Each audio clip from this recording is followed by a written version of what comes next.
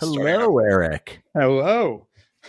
Didn't see you there. You did not see that coming whatsoever. So, Erik, first and foremost, Erik Huberman, thank you for jumping on. We're excited to have you on the OhHello Pod. You just told me something crazy that is going to take place hopefully within the next several hours. Why don't you tell our audience? Yeah. First. Yeah, no, I told you as I woke up this morning, my wife and I have dinner plans. She looked at me and goes, yeah, I don't know if we're making dinner because we have going to make it to dinner. We have a baby due. And she's texting me now that I think we're good, but it could be tonight. It could be tomorrow. It could be next week. But yeah, we're there. Well, Mazel tov. Congratulations. Let's hope that we can get through the next 15 minutes or so. If the phone rings, everybody knows why. It's not the only phone number that'll ring through. Very well said. Erik, why don't you tell? So you are the CEO and founder of Hawke Media and Hawke Ventures. Why don't you tell us a little bit about Hawke Media and about Hawke Ventures? Yeah, Hawke Media started a little over 11 years ago. My background's e-commerce, built and sold a couple e-commerce brands. After that, started advising and consulting for a bunch of great large and small brands around LA and around the country, and just saw how broken the marketing ecosystem was. Because what happens in our space is the moment an agency becomes great at what they do and reputable, they go up market and ignore all the small and medium businesses. What that means is if you're a small or medium business, you're relying on hopefully identifying that agency before they scale up, or you're getting screwed by the 99% that have no idea what they're doing. And so I just saw that over and over again with my own businesses and the companies I was helping out, and got sick of it. So decided to hire my own team. And the idea was to be the best at what we do, but easy to work with and to stick to that. And so fast forward 11 years, we're 260, 270 people. We've worked with over 5,000 brands. We've had a ton of success. It's been awesome. And we've stuck to that mission of we're still one of the best at what we do, but we're easy to work with. And we still work with lots of small, medium, and large companies. And so it's been incredible. We built a great team, but a team that has that sort of principle of we're still here to be accessible. We're not going to be pretentious about what we do. Through that, to speak to Hawke Ventures, I never thought I would invest in startups. I thought I was going to make money here and then put it into very conservative investments and, build a nest egg. And then I got convinced by a friend to invest in his company a year into business. I told him I wasn't going to. And he's like, you're investing. It can be a small check, but you're in. And that company ended up becoming a multi-billion-dollar company. And what was the business? FabFitFun. And those guys are great. And so they took off very quickly. And then I went, maybe I shouldn't be so stubborn. I should take this seriously. So invested in 7 companies, angel invested over the course of 3 years. They did really well. And then we started entertaining the idea of we should actually build a thesis around this and bring in some outside capital. So we raised our first fund, which was 5.6 million, and then raised a second fund at 20 million. And that's what we're deploying out of right now, all focused on marketing tech, e-commerce tech, basically all the tools we use to help our clients out. And so the idea is it forces my marketing team to be super innovative and constantly updating what they're doing and how they're executing, gives us that advantage. And then we also can be a market maker for the companies we invest in. So when we invest in something, we bring them a bunch of clients, and there's not a lot of funds that can do that. And we can do our diligence. We know what the market needs. So when we look at softwares, there's a pretty quick filter of yeah, we don't want to use this, so we're good. And so we feel like we can mitigate our risk on the upfront, both by juicing the scales as well as the diligence. And then, there's a lot of upside both ways. So I appreciate the productivity. It's very similar to having a B2B media company over here and then having a mentorship platform with AI for a bunch of businesses that keep on growing and growing just to consistently help people. Yeah. On the surface, it can look like distraction, entrepreneurial ADD, but then you look at the brass tacks and you're like, no, there's a lot of synergy, and it's actually really beneficial to each other. A lot of synergy. So help me understand and help our audience understand, just as you bootstrapped Hawke Media, as you've been building it over the past 11 years, when it comes to working with all of these amazing different brands and startups and of all different shapes and sizes, your team, your culture, as the founder, as a founder-led CEO, tell us what's important to you when you're hiring. Tell us what's important to you when you're building your team, when you're fostering some form of culture. Yeah, my business partner said something a long time ago that I think there's few truer words in the way he put this. Think about your company culture like your experience going through school and life. Your culture needs to change as your stage of life changes.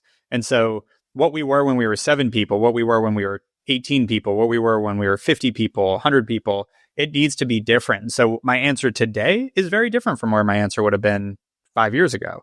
And what that means is, and so I believe culture trickles down. I take full ownership of our culture. And if it's not going the direction, it's because of me.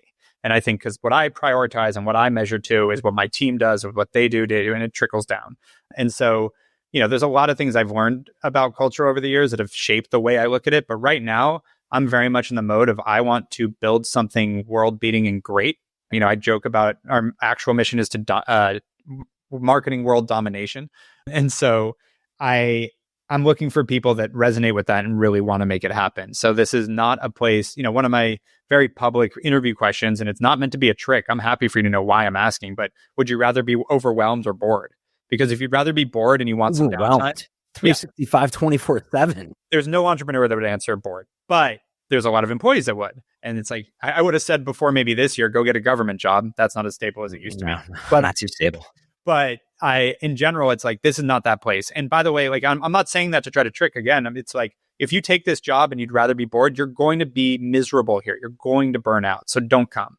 So I'm looking for the people that understand that. And I don't know where the parents are, but some are great. Most don't. Most don't want to do that. There's a survey that I've really latched onto that I've quoted on a bunch of podcasts, but it was a big survey on X that was like tens of thousands of people answered. Would you rather work 25 hours a week and make $125 a year, or work 70 hours a week and make $300 a year? To be clear, it's $90 an hour for the 25 hours and $80 an hour for the 70 hours. So you're making slightly less per hour, but you're making 2.5 times as much money. What would you answer?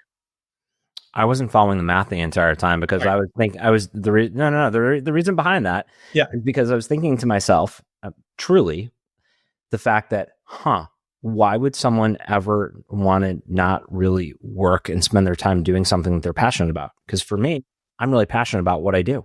And so I would rather put in all of my time to be effective. And so what percentage of people do you think would rather work 25 hours and 70, even if you're making 2.5 times as much? I think people would rather work less all the time. What percentage of people do you think? So ask me the exact question one more time. 25 hours a week for 125 or 70 hours a week for 300? Oh, I think most people would rather pick 125. Yeah. But what percentage? I would say probably 75 or 80%. Yeah, I would have guessed 70. It's 98.2. Oh my God. Yeah. So that's why I latched onto this. God. Oh, like not the majority, but the giant majority of the country would rather work way less and make less. So knowing that, that's fine. That's people's prerogative. That's what you want. Good luck. I want the 1.8%.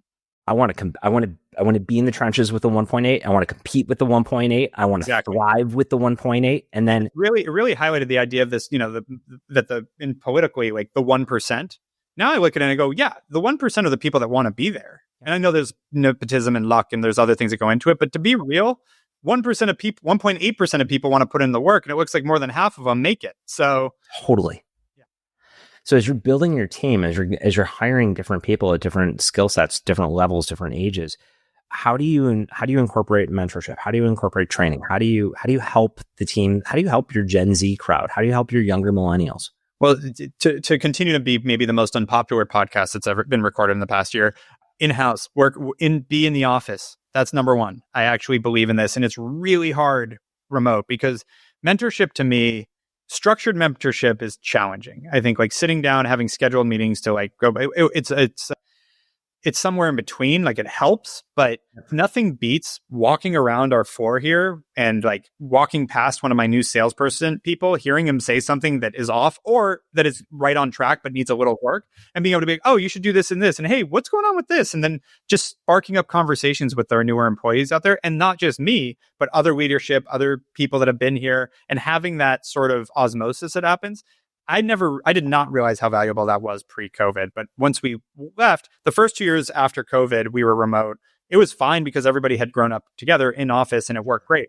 When we started trying to onboard new people and younger people, that's when it started to fall apart because they weren't getting that mentorship. So I think mentorship is super valuable. And my own mentorship, how I've always looked at it, people always ask, do you have a mentor? And in hindsight, I'd say my dad was a pretty big mentor in a lot of ways, but I don't look at anyone is my mentor. I look at a lot of people as the right people to call for specific things. And I have a team of people that I would call my mentors in that way. I'm not trying to emulate some specific person. I'm trying to understand and think through and get help. Like I have a few people that I'll call with like specific types of problems, specific types of things that I know will give it to me straight, that have good feedback, that they may not always be right, but it's going to help me think through something. When you think through just what you've been building, when you think through of just the team of the barbell in terms of who you're going to be meeting with on Monday, what guidance or advice would you give to those that are listening and watching in terms of those that are going to be building their own businesses? You've seen it, you've done it, you're an investor, and you've built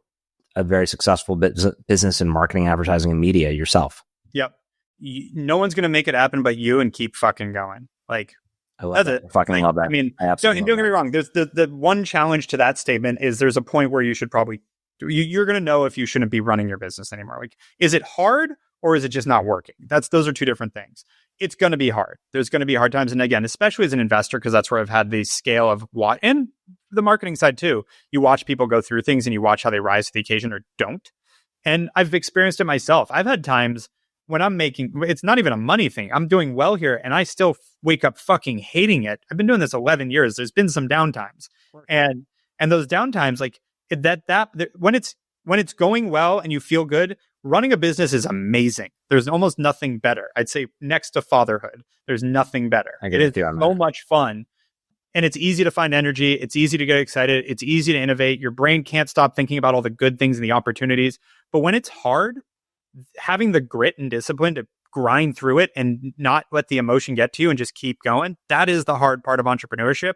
Get ready for that. It's going to happen to almost everyone. And I say that because I came to this realization of, right, this is now like 5-6 years ago. We kept saying these things like, wait, as soon as we solve that and make that higher, then it'll be easy. And then we do that and it wouldn't be easy. And it just kept, you kept pushing the ball. And finally I went, Apple's dealing with like antitrust law and geopolitical climate right now. And they're the biggest, at the time, biggest company in the world. I don't think there's a finish line here. I think maybe when you exit, but if you're running your company, there's always going to be challenges, and the challenges just get bigger and the problems just get bigger. So it's not like it gets easier because now you're bigger so you can handle them, because the problems get bigger too. And, being transparent, I think it was like 3 weeks ago, we had, I don't know what I can share. Let's just say we had another party screw up really bad that wasn't us, but exposed us for a week. It looked like we could face like a $10 million loss that had nothing to do with us and was such BS. But I had to fight through that and literally not sleep for a week and figure this out. And frankly, like $10 million would be a real problem for us to figure out how to cover right now off the bat. Like, we're, again, bootstrapped. So we're not just sitting on cash all the time. We're reinvesting it. So that's a moment where it's like, I've been doing this 11 years and I'm facing an existential crisis right now because of some bullshit that I didn't even, like, this wasn't even in the radar at all that this was going to be a thing. So, and again, we got through it. That's all done. It's fixed. For a week, I thought we were like maybe gonna have to call a bankruptcy attorney. And then at the end of the week, it literally turned into nothing. So I share that because you're going to deal with that the first week of your business. You're going to deal with that, whatever 52 times 11 is, 500 and what is that? 574. So, you're going to be dealing with that shit as long as you're running the company. And so it shouldn't be a bad thing. You got to find a way to both manage your stress and like not turn it into stress. Like, funny enough, right after that thing, another big sort of like curveball got thrown at the business, but because it was so much less than that first thing, it was like, well, what do we do about it? Like, all right, fuck, like, it's not that. So this I can deal with. And so again, fixing that too. And that one's not even fixed yet, but if you can't tell from my voice, we'll figure it out. Like, you'll figure it out. And there's never an end point. I mean, that to me was one of the biggest things that I got out of the conversation. And I completely agree with you. No matter what size you are, no matter where you are in your journey, there's just, you don't just stop. You keep on going. You keep on building. Problems get bigger. Teams get bigger. You keep on evolving. And you take swings. I mean, we talked about before getting on here, our AI tool. We've spent millions of dollars on that thing. And, it's starting to go, which is great. But like, God, we took some risks and just burned cash when maybe sometimes we shouldn't have been burning that cash. And but that's the point I'm making there is like, that just causes another dynamic, potentially more problems. Who knows what is waiting in the weeds for us on that thing, and it's just part of it. You take these risks as you have the opportunity to. Totally. Erik, this has been awesome. I appreciate you taking the time to talk to the OhHello community, talk to our crowd. Congrats on all the success with Hawke Media and Hawke Ventures, and mazel on baby number 2. Thank you. By the time this is released, could be.